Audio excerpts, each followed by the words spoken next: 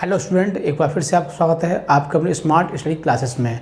हाँ, तो हमारी इंग्लिश ग्रामर क्लास चल रही थी और जिसमें आज आपकी स्टार्ट होती है न्यू सीरीज़ 28 मार्क्स।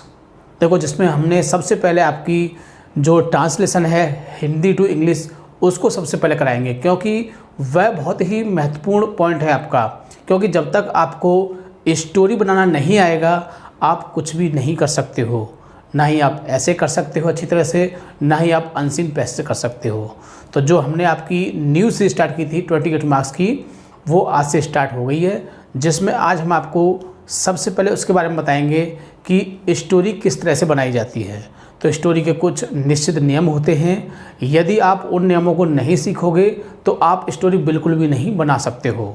तो यदि आप स्टोरी को बहुत ही अच्छी तरह से बनाना सीखना चाहते हो तो आपको ये पूरा सीरीज़ बहुत ही अच्छी तरह से देखना पड़ेगा और इसे डेली याद करना पड़ेगा। क्योंकि यदि आप इसे डेली याद नहीं करोगे तो आपकी समझ में बिल्कुल भी नहीं आएगा। तो इसके जो पॉइंट हैं बिंदु हैं वो 39 हैं और 40 भी हो सकते हैं। तो इस तरह से जो इसके सारे पॉइंट हैं वो आपको बहुत ही अच्छी तरह से समझने होंगे। जब तक आपकी समझ में वो सारे पॉइंट नहीं आएंगे आप स्टोरी बिल्कुल भी नहीं बना सकते हो। और स्टोरी जो है बहुत ही महत्वपूर्ण पोर्शन है, जो कि आपके इंटरमीडिएट में 10 मार्क्स की आती है। और यदि आप इसे चाहो तो बहुत ही जल्दी बहुत ही अच्छी तरह से सीख सकते हो। यदि आप वीडियो को डेली देखोगे, बिल्कुल भी वीडियो को मिस नहीं करोगे और उसे डेली के डेली याद करते रहोगे, तो आप बहुत ही जल्दी से स्टोरी बनाना सीख जाओगे। और फिर ऐसे हैं वो भी आपको समझ में आ जाएंगे और अनसीन पैसे भी बहुत अच्छी तरह से आपको समझ में आ जाएंगे। यदि आप स्टोरी बनाना सीख जाते हो तो मान लीजिए इंटरमीडिएट के किसी भी क्वेश्चन को आप बहुत ही आसानी से कर सकते हो। ठीक है, तो आज हम यही डिस्कस करेंगे कि इस स्टोरी के अंदर स्टोरी को कैसे बनाना सीखा जा सकता है, इसके अंदर कौन कौन से बिंदु आते हैं। तो आज हम उनको जानेंगे और फिर इनको हम 1 बाय 1 के हिसाब से आपको वीडियो के माध्यम से एक एक वीडियो में 3-3, 4-4 पॉइंट को क्लियर करके और इन सारे पॉइंट को क्लियर कर लेंगे। फिर हम बताएंगे अंत में आपको कि हिंदी से अंग्रेजी बनाने के नियम, यानी कि हिंदी से अंग्रेजी कैसे बनाते हैं, तरीका होता है। जब तक आप उस तरीके को नहीं समझोगे आपकी समझ में बिल्कुल भी नहीं आएगा। इसलिए आप इस वीडियो को डेली देखा करोगे और जो कुछ बताया जाएगा उसे अच्छी तरह से याद किया करोगे, तभी आप 28 मार्क्स आसानी से प्राप्त कर सकते हैं। तो यदि आपको 28 मार्क्स प्राप्त करने हैं तो हमारी इस सीरीज़ को डेली देखोगे और लाइक या शेयर करना नहीं भूलोगे, क्योंकि आपके लाइक शेयर करने से हमें बहुत ज़्यादा मोटिवेशन मिलता है और हम और अच्छी से अच्छी आपके लिए मेहनत कर सकें। ठीक है, तो ज़्यादा समय वेस्ट न करते हुए चलते हैं अपने टॉपिक की ओर। क्लास 12th इंग्लिश ग्रामर, यानी कि 12th क्लास की इंग्लिश ग्रामर क्लास चल रही थी और जिसमें चल रहे थे आपकी न्यू सीरीज़ 28 मार्क्स। यानी कि आज से आपकी हमने नई सीरीज स्टार्ट कर ली है जो आपको 28 मार्क्स प्राप्त कराएगी। तो इसमें क्या है, सबसे पहला पॉइंट था इसका ट्रांसलेशन, यानी कि हिंदी टू इंग्लिश। इसमें क्या होता है, एग्ज़ाम में आपको एक हिंदी की एक आपको स्टोरी दी होगी और आपको उसकी अंग्रेज़ी बनानी होती है, और जो 10 मार्क्स की आती है। कितनी की आती है? 10 मार्क्स की। तो यदि आप इन 10 मार्क्स को प्राप्त करना चाहते हो तो ये सीरीज़ आपको डेली आपको देखनी पड़ेगी। यदि आप इसको डेली देखते हो तो मैं इस बात की गारंटी देता हूँ कि आप 28 मार्क्स बहुत ही आसानी से प्राप्त कर सकते हो। तो देखो, इसको सीखने के लिए हमने लिखा है स्टोरी के रूल, यानी कि स्टोरी के कुछ नियम होते हैं। यदि आप उन नियमों को सीख लेते हैं तो आप बहुत ही आसानी से किसी भी स्टोरी को बना सकते हैं, चाहे कितनी भी बड़ी हो, चाहे कितनी भी छोटी हो, कितनी भी हार्ड हो, आप उसे बहुत ही आसानी से बना सकते हो। सिर्फ आपको एक प्रॉब्लम आएगी, वो आएगी वर्ड मीनिंग की। तो वो भी आपकी दूर हो जाएगी, क्योंकि वोकैबुलरी में बहुत सारे वर्ड मीनिंग आपको याद हो रहे होंगे। ठीक है ना। तो देखो कौन कौन से पॉइंट हैं, इनको हम एक बार डिस्कस कर देते हैं, ताकि जब हम आपको क्लियरली समझाएं तो आपकी समझ में आसानी से आ सके। तो देखिए, पहला पॉइंट है इसमें अनुवाद के नियम। क्या है? अनुवाद के नियम। तो देखो, जब हिंदी से अंग्रेजी बनाते हैं तो कुछ नियम होते हैं, कुछ नियम होते हैं। यदि आपको वो नियम नहीं पता होंगे तो आप हिंदी से अंग्रेजी नहीं बना सकते हैं। जैसे कि मैं देखो पहला नियम बोलता हूँ कि जिन वाक्यों में रहा रही रहे आता है उसमें वर्ब में आईएनजी का प्रयोग करते हैं। जब क्या शब्द शुरू में आता है तो एचबी को शुरू में लगाते हैं। जब क्या क्यों कैसे बीच में आता है तो उनकी अंग्रेजी शुरू में लगाते हैं।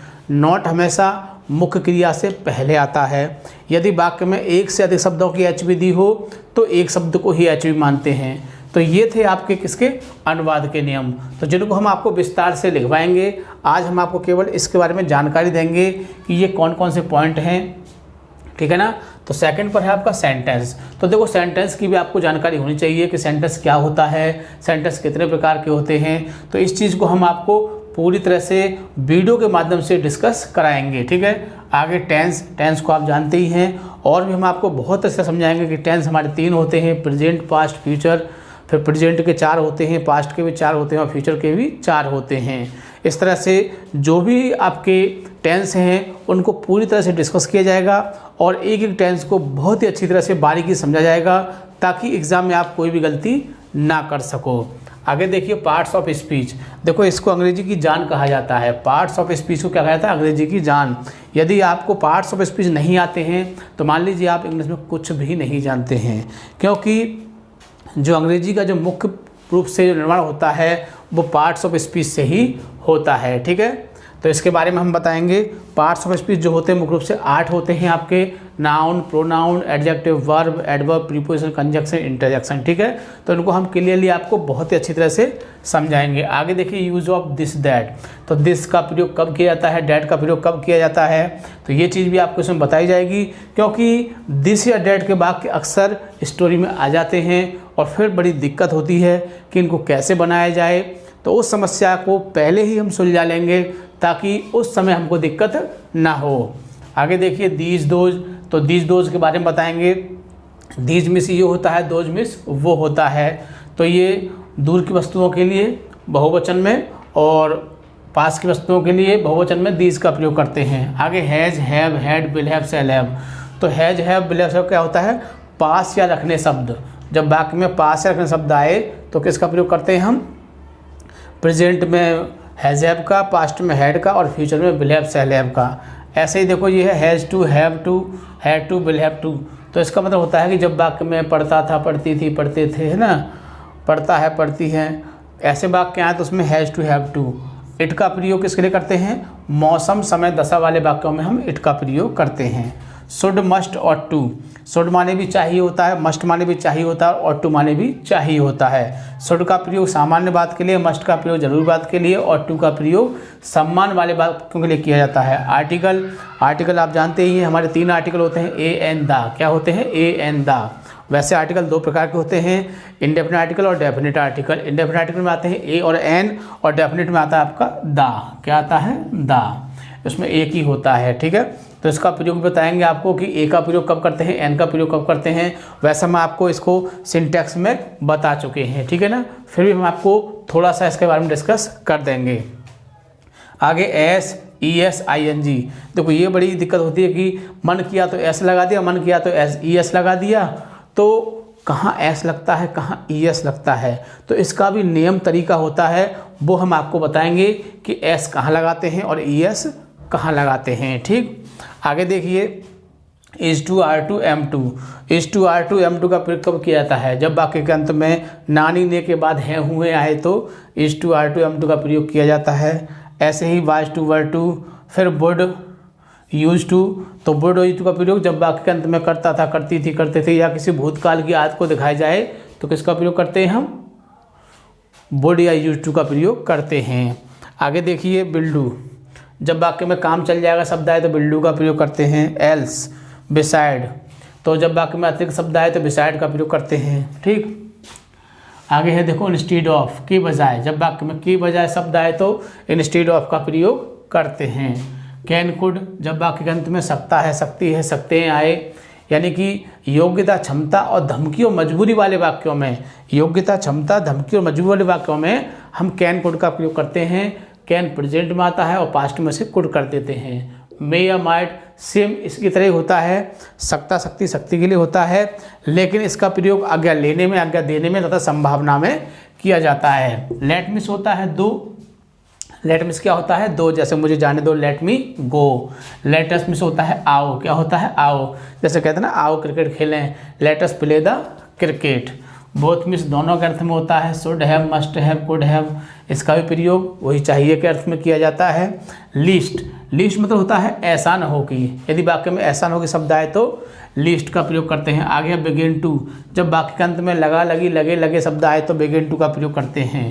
कीप ऑन गो एन, तो इसको हो जाता है केप्ट ऑन और वेंट ऑन हो जाता है। जब वाक्य के अंत में रहा रही रहे आए तो कीप ऑन वेंट ऑन का प्रयोग करते हैं।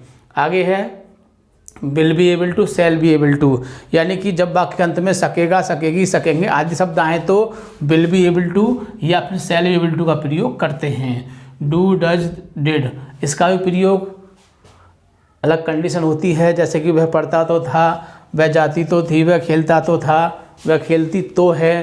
तो कह सकते हैं कि जब वाक्य अंत में तो, ती है, ते तो है आदि शब्द आए तो डू, डज या डिड का प्रयोग करते हैं। सो डैट, जब वाक्य में ताकि शब्द आए तो अबाउट और अबाउट टू, अबाउट में होता है लगभग या बारे में। कह सकते हैं कि जब वाक्य में लगभग या बारे में शब्द आए तो अबाउट का प्रयोग करते हैं, और जब वाक्य में बाला बाली वाले शब्द आए तो किसका प्रयोग करते हैं, अबाउट टू का प्रयोग करते हैं। हाउ मच और how many, how much miss और हाउ मैनी मिस होता है कितना, कितनी, कितने, क्या होता है कितना, कितनी, कितने।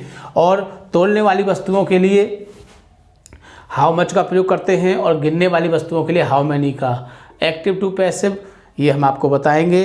देखो ऐसा होता है कि जो आपके सिलेबस में आते हैं एक्टिव पैसिव वही नहीं है, ये हिंदी के वाक्य भी आ सकते हैं, जैसे कि पत्र राम के द्वारा पढ़वाया जाता है, किताब मीरा के द्वारा लिखी जाती है, खाना मोहन के द्वारा खाया जाता है। यदि ऐसे वाक्य आ जाएंगे तो क्या करोगे, छोड़ दोगे? नहीं, उनको बनाएंगे तो वो पैसिव बनते हैं, वो हम आपको समझाएंगे। आगे डैट एंड डैट के वाक्य आ सकते हैं। राम ने कहा कि मीरा स्कूल जा रही है, जैसे कहा मोहन ने कहा कौमा एवड कौमा शीला चाय पी रही है, तो क्या होगा, वो वाक्य बनाए नहीं जाएंगे, बनाए जाएंगे। वो डैट एंड डैट के नियम होते हैं। इसके बाद इम्पेरेटिव के नियम होते हैं और एक्सक्लेमेटरी, ऑप्टेटिव और नॉन फाइनेटिव वर्ब। सबसे लास्ट में आता है आपका हिंदी से अंग्रेजी बनाने के नियम। तो यहाँ पर एक हम तरीका लिखवाएंगे कि हिंदी से अंग्रेजी कैसे बनाते हैं। तो कुछ बिंदु होते हैं, कुछ हमारे अपने रूल होते हैं जो हमने स्वयं बनाए हैं ताकि आप लोगों की समझ में अच्छी तरह से आ सके।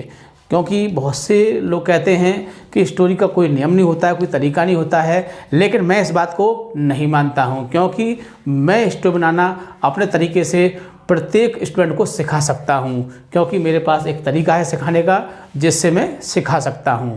यदि आप इन सारी चीज़ों को अच्छी तरह से फॉलो कर लोगे तो मैं इस बात की गारंटी देता हूं कि आप किसी भी वाक्य को, किसी भी स्टोरी को बहुत ही आसानी से बना सकते हो। ठीक है, तो आज की वीडियो हम यही बताएंगे कि आपको इन चीज़ों को कैसे अच्छी तरह से ध्यान रखना है, याद रखना है।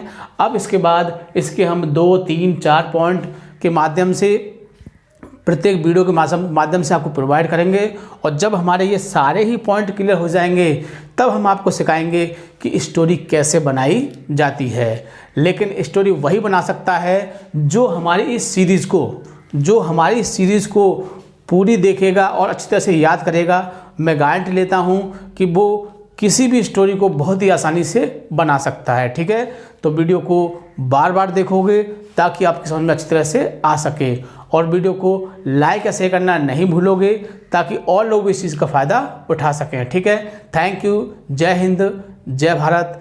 मिलते हैं अगली वीडियो में। ठीक है, थैंक यू।